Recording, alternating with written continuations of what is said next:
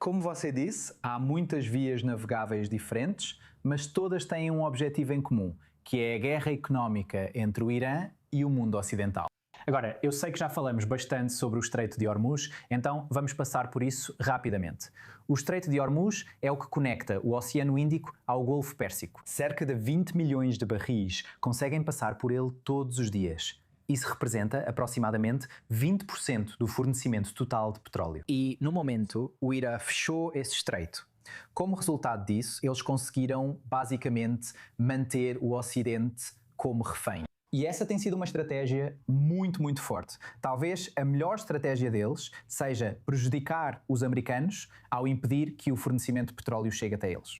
E isso está afetando os parceiros do Golfo, que, segundo o Irã, são os inimigos, já que são eles que estão abrigando bases americanas em seu território.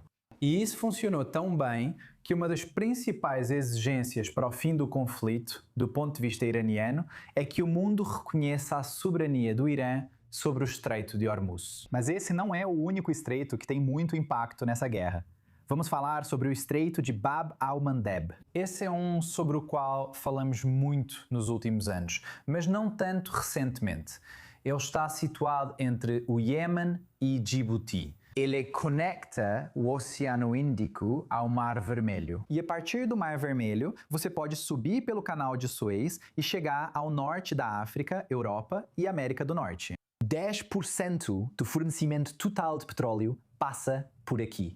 A maioria já passou pelo Estreito de Hormuz. Mas o que torna isso muito mais interessante é que, como você disse, cerca de 12% das exportações totais do mundo passam por aqui. Então, não é só petróleo. Há gás natural, eletrónicos e alimentos. E nos conflitos recentes entre Israel e Iêmen, como os mísseis deles não são realmente fortes o suficiente e eles não têm um arsenal grande o bastante para causar muitos danos na região, seus mísseis de curto alcance podem basicamente manter os navios que passam por ali como reféns. Eles conseguem pará-los, assustá-los para que não passem por ali.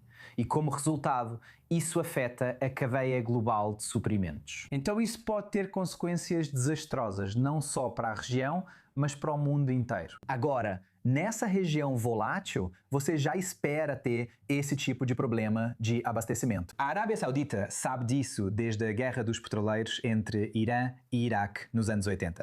Depois disso, eles encomendaram o oleoduto de petróleo bruto leste-oeste. E como está dizendo, você poderá vê-lo na tela em um segundo. Ele permite transportar petróleo do Golfo ao Mar Vermelho por oleodutos subterrâneos.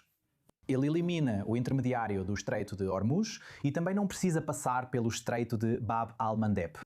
E isso tem sido bastante útil neste conflito atual.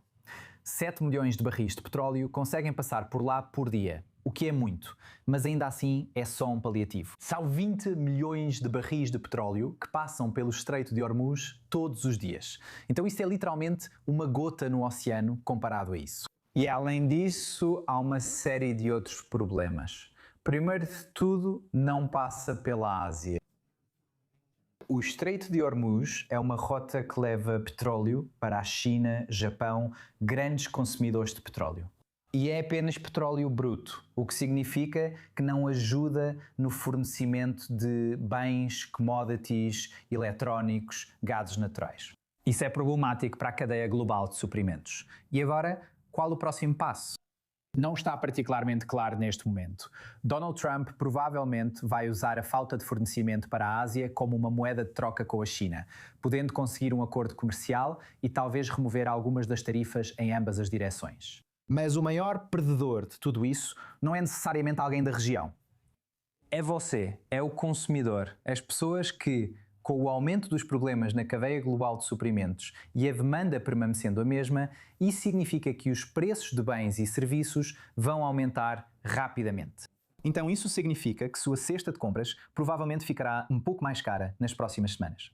Tudo por causa desse conflito que está acontecendo a milhares de quilómetros de distância.